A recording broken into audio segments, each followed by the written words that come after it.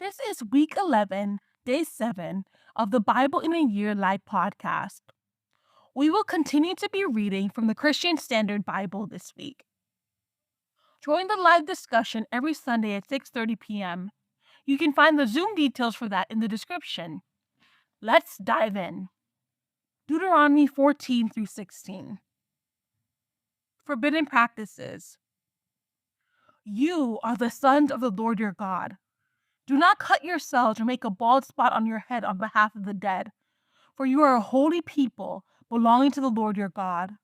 The Lord has chosen you to be his own possession out of all the peoples on the face of the earth. Clean and unclean foods. You must not eat any detestable thing. These are the animals you may eat: oxen, sheep, goats, deer, gazelles, roe deer, wild goats, ibexes, antelopes, and mountain sheep. You may eat any animal that has hooves divided in two and chews the cud.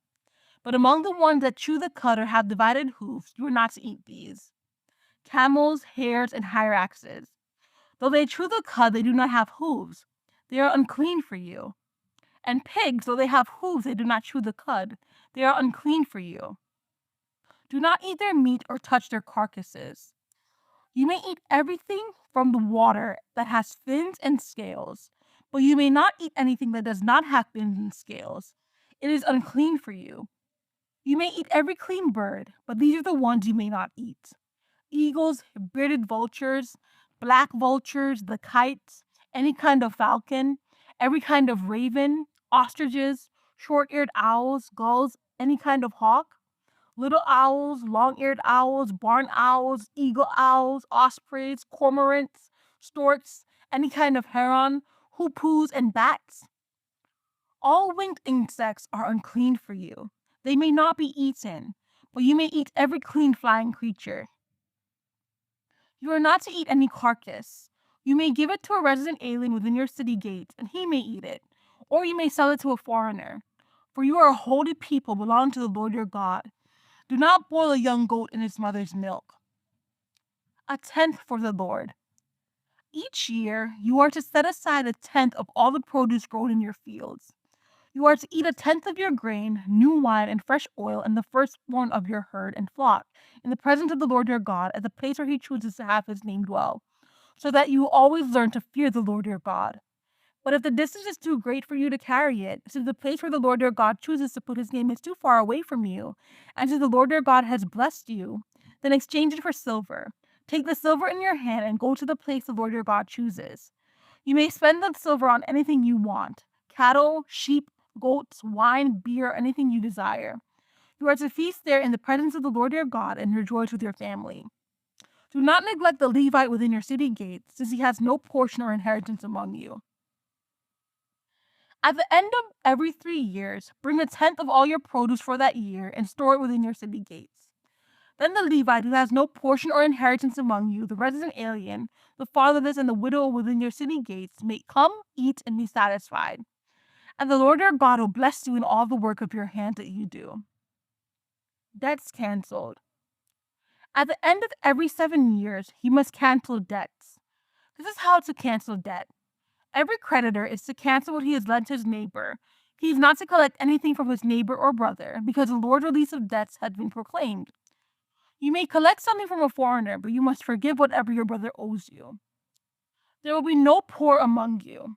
However, because the Lord is certain to bless you in the land the Lord your God is giving you to possess as an inheritance, if only you obey the Lord your God and are careful to follow every one of these commands I am giving you today. When the Lord your God blesses you as he has promised you, you will lend to many nations but not borrow. You will rule many nations, but they will not rule you. Lending to the poor. If there is a poor person among you, one of your brothers within any of your city gates in the land the Lord your God is giving you, do not be hard-hearted or tight-fisted toward your poor brother. Instead, you are to open your hand to him and freely loan him enough for whatever need he has. Be careful that there isn't this wicked thought in your heart: the 7th year, the year of canceling debt, is near, and you are stingy toward your poor brother and give him nothing. He will cry out to the Lord against you, and you will be guilty. Give to him, and don't have a stingy heart when you give, and because of this, the Lord your God will bless you in all your work and in everything you do. For there will never cease to be poor people in the land. That is why I am commanding you. Open your hand willingly to your poor and needy brother in your land. Release of slaves.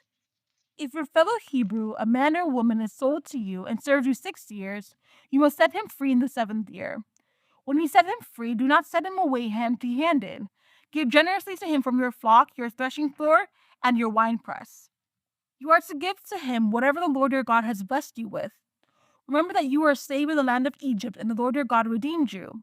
That is why I am giving you this command today. But if your slave says to you, I don't want to leave you, because he loves you and your family and is well off with you, take an awl and pierce through his ear into the door, and he will become your slave for life. Also treat your female slave the same way. Do not regard it as a hardship when you set him free, because he worked for you 6 years, or twice the wages of a hired worker. Then the Lord your God will bless you in everything you do. Consecration of firstborn animals. Consecrate to the Lord your God every firstborn male produced by your herd and flock. You are not to put the firstborn of your oxen to work or share the firstborn of your flock. Each year you and your family are to eat it before the Lord your God in the place the Lord chooses. But if there is a defect in the animal, if it is lame or blind or has any serious defect, you may not sacrifice it to the Lord your God. Eat it within your city gates, both the unclean person and the clean may eat it, as though it were a gazelle or deer. But if you must not eat its blood, pour it on the ground like water. The festival of Passover. Set aside the month of Abib and observe the Passover to the Lord your God, because the Lord your God brought you out of Egypt by night in the month of Abib. Sacrifice to the Lord your God a Passover animal from the herd or flock within the place where the Lord chooses to have his name dwell. Do not eat leavened bread with it. For 7 days you are to eat unleavened bread with it, the bread of hardship, because you left the land of Egypt in a hurry, so that you may remember for the rest of your life the day you left the land of Egypt.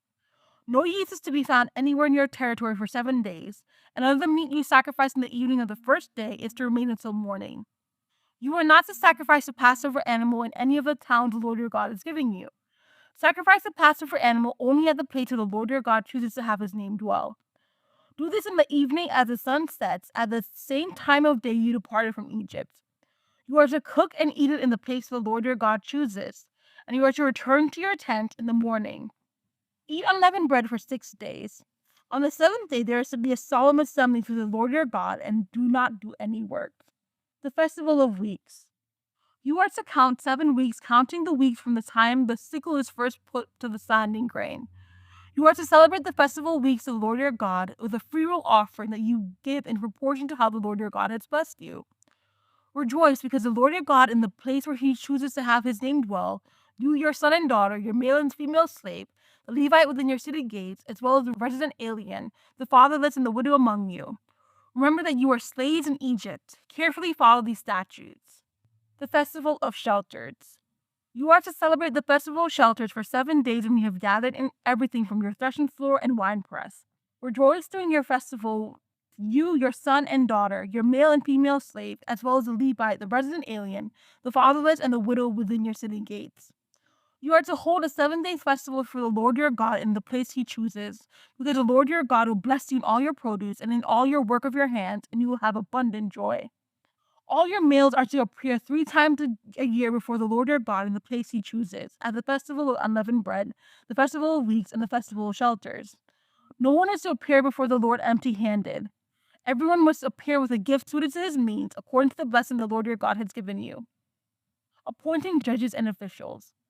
Appoint judges and officials for your tribes and all the towns the Lord your God is giving you. They are to judge the people with righteous judgment. Do not deny justice or show partiality to anyone. Do not accept a bribe, for it blinds the eyes of the wise and twists the words of the righteous. Pursue justice and justice alone, so that you will live and possess the land the Lord your God is giving you. Forbidden worship. Do not set up an Asherah of any kind of wood next to the altar you built for the Lord your God, and do not set up a sacred pillar. The Lord your God hates them. Here ends the reading of God's holy word. Amen.